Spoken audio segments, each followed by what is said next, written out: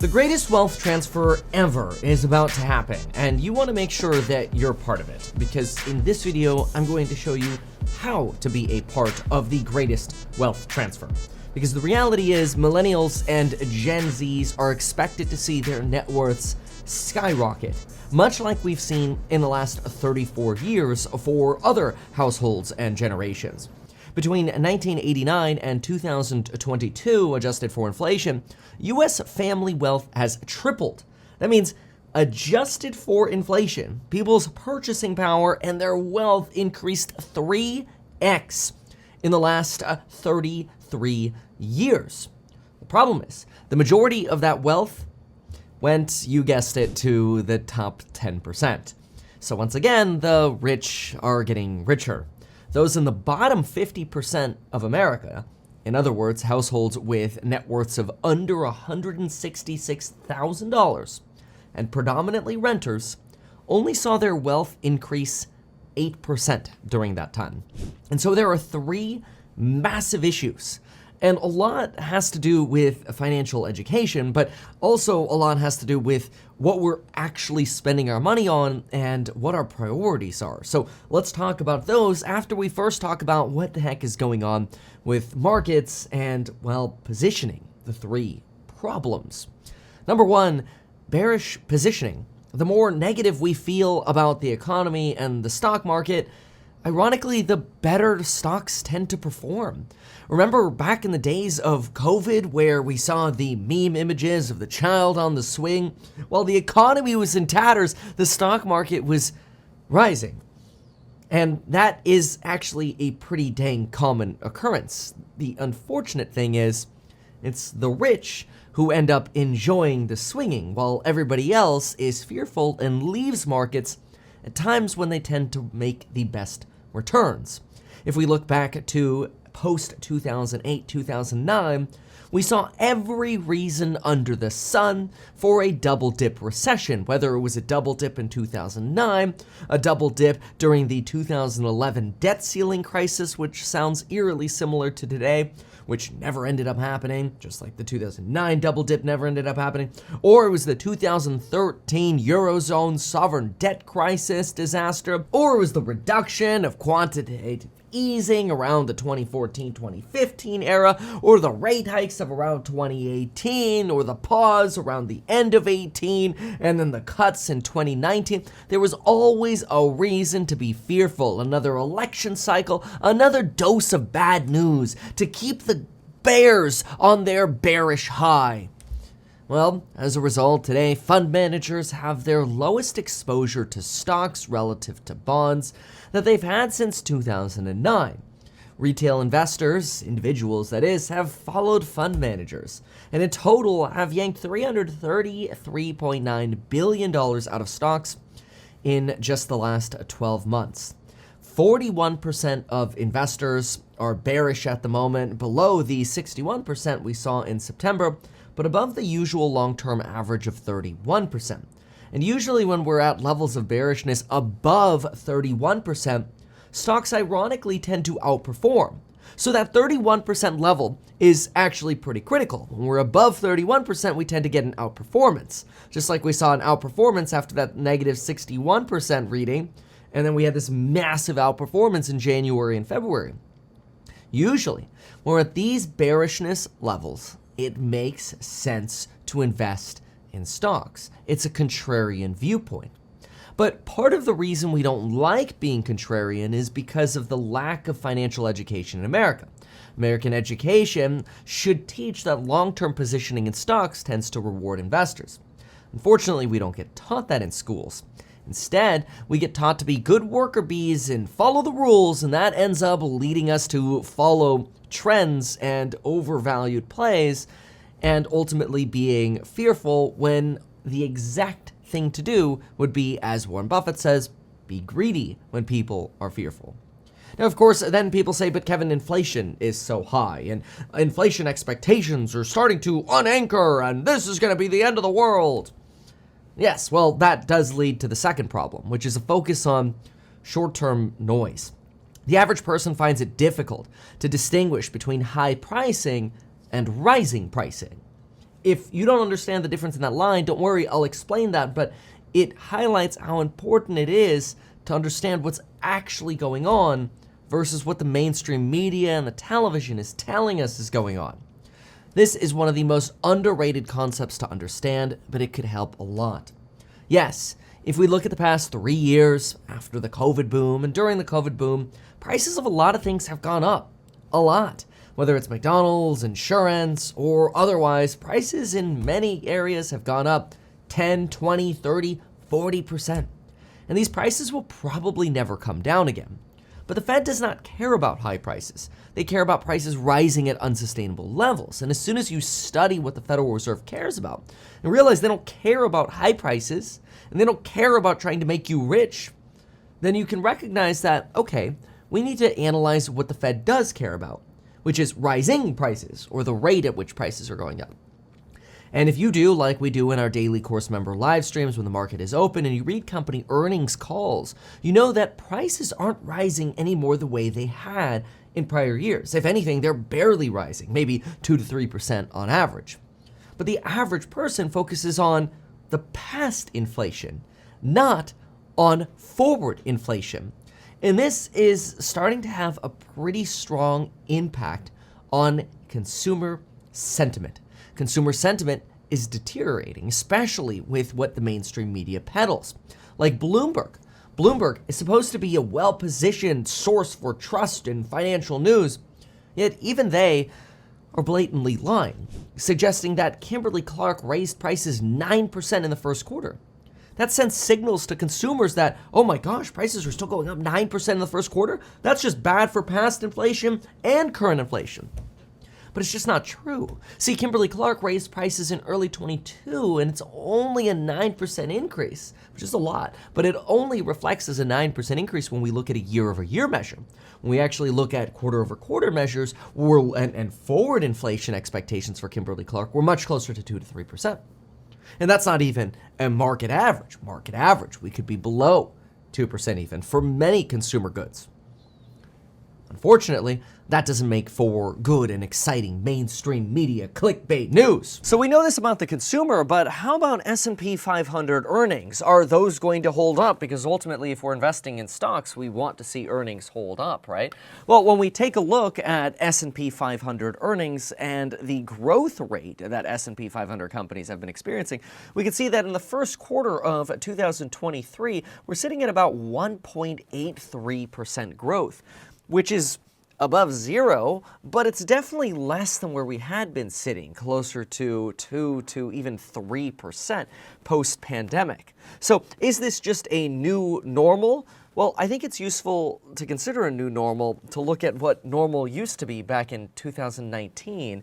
If we go back to 2019, you could see, oh wow, S&P 500 growth was below 2%, and then towards the last 3 quarters of 2019, below 1%, which means we're actually growing S&P 500 earnings still today at twice the rate we were back then, which means we actually still have room to normalize even further down. We could be half of where we are at S&P growth now and still be at the level where we were in 2019. So this new normalization could be leading to a big missed opportunity by a lot of folks paying attention to the noise cycle. But ultimately, when we combine this sort of inflationary news with the debt ceiling crisis, war, the banking crisis, guess what happens? Sentiment turns bearish.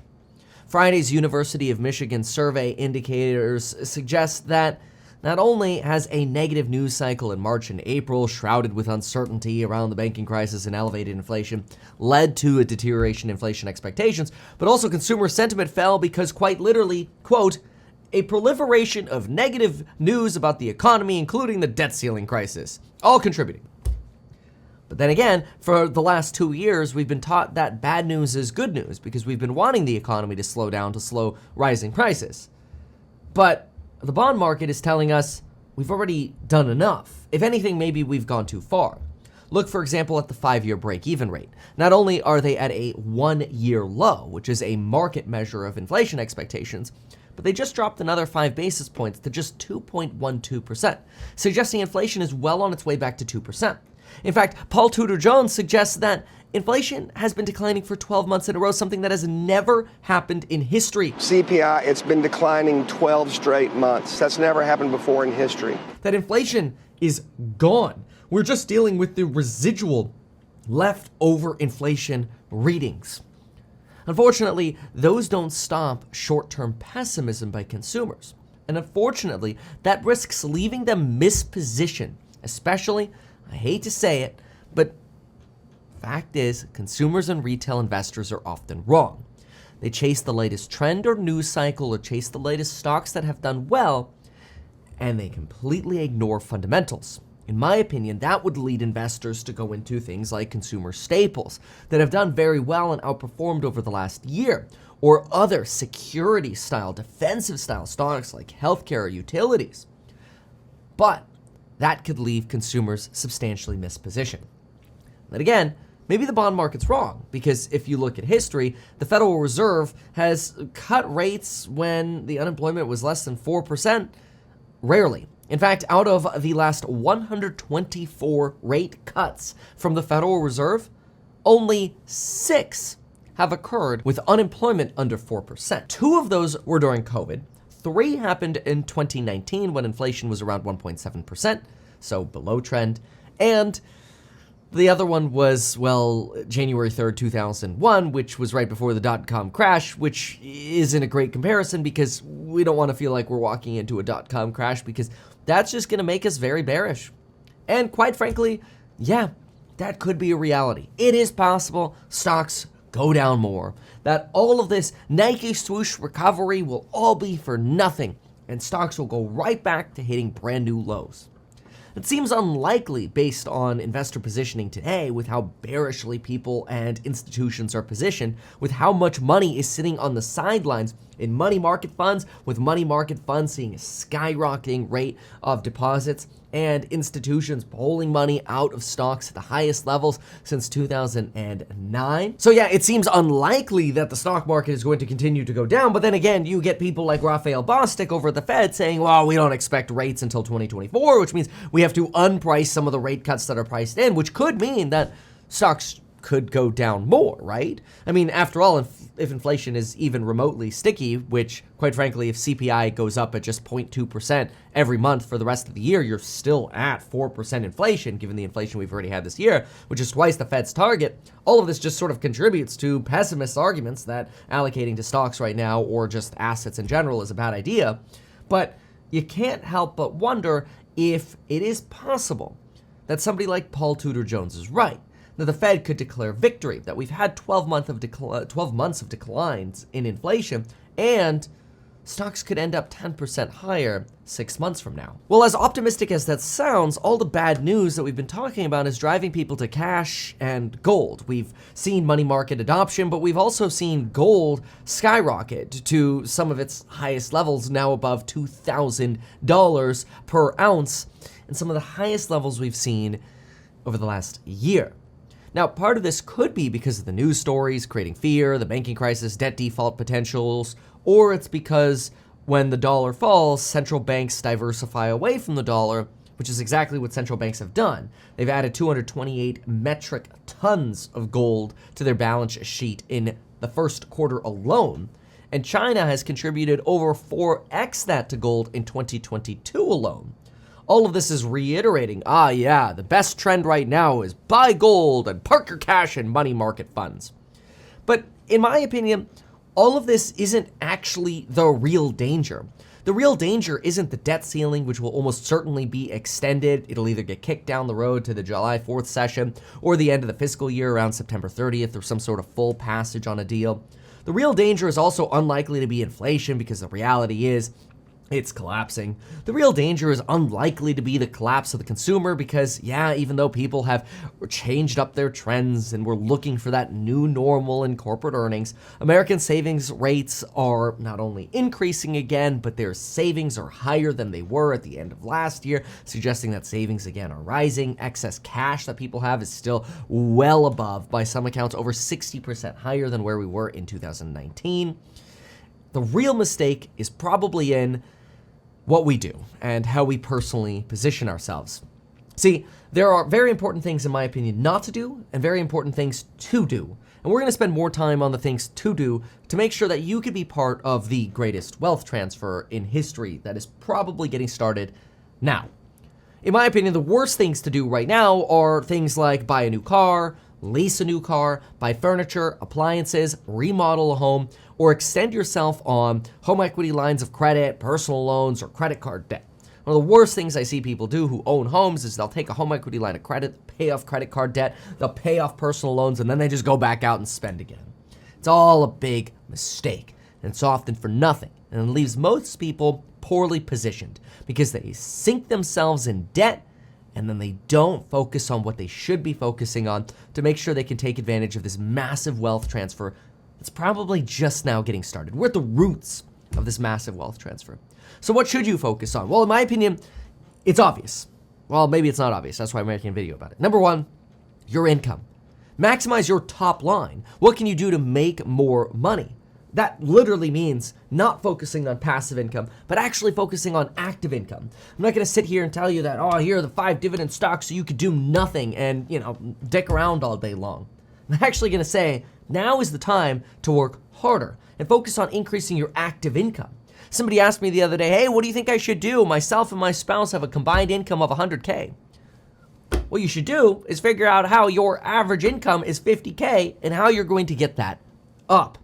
Maybe that means enhancing your skill set by learning a white-collar profession, like becoming a CPA, becoming a lender, becoming a realtor, or it means taking what you're doing now and making sure you're enhancing the value you provide to your business or to your own business. That is, whether you're an employee or you're self-employed, you're being as productive as possible, making sure you're building out your teams with AI productivity, or you're doing whatever you can to make sure you can provide the best value possible by making sure you're not distracted in the workplace, you're productive, and you're not the person who's going to get laid off. Instead, you're the person who's going to get a raise because nobody works harder than you. This is the time to focus on your income. But after you focus on your income, don't let yourself be sunk to the ways of having a high debt to income ratio, which means you can't qualify for real estate. Instead, you should be focusing on getting into real estate. I'm a big fan of focusing on buying real estate in the third and fourth quarter of this year. We don't know exactly what's going to happen in the real estate market, but generally time in the real estate market beats timing the market. And on top of that, positioning in stocks now, when positioning is so bearish broadly, could be one of the best opportunities of the next decade. That is, increasing your income now so you can buy more real estate at the end of the year and buy more stocks now could be a great way to be part of the next massive wealth transfer, as well as potentially starting your own business or a side hustle through maybe one of those professional designations I talked about, or finding a way to capitalize on this AI explosion of new businesses that are coming. Every business will be more productive because of artificial intelligence. And if you can help those people become more productive, you could find yourself a side hustle or business that could make you a lot of money. And your goal is to make sure that no matter what it is you're doing, you're maximizing the tools you have available to make sure that you're not being left behind. Just like on the wealth transfer path. You don't want to be left behind on AI. You don't want to be left behind on the massive wealth transfer. So positioning yourself bearishly now, focusing on a 5% money market fund and cash, which is just going to get eroded through inflation, rather than focusing on building your asset exposure to the quantity owned of real estate or stocks or businesses, in my opinion, is a big mistake. It's the same mistake as spending money on a credit card and not focusing on increasing your income. Always remember, the average person finds it difficult to distinguish from long-term fundamentals and the short-term noise. And when you have neighbors walking around the neighborhood coming up to you saying, hey, I'm worried, man. We got an election cycle. We got a debt ceiling. We got Putin. We got dollar falling and gold rising and money market funds up. What about silver, Kevin? There's probably a good time to seriously consider taking your higher income as you're working on increasing your income, maybe even taking on a second job, and actually investing to be best positioned for the greatest wealth transfer coming. through assets. Because the time will come in the future when the Federal Reserve, whether it's in 23 or 24 or 25, when the Federal Reserve starts cutting rates again and asset values explode, guess who's going to win the most? The people who went out of the way to acquire more assets will win the most. Owners of businesses, through stocks or their own ownership, and real estate will probably be the best positioned to reap the most of this massive wealth transfer. Now, I want you to know this, when it comes to AI, time is what's going to make you money. And if you can prove that value to an employer, you'll always be able to be employed. So this is another way of making sure that you don't get replaced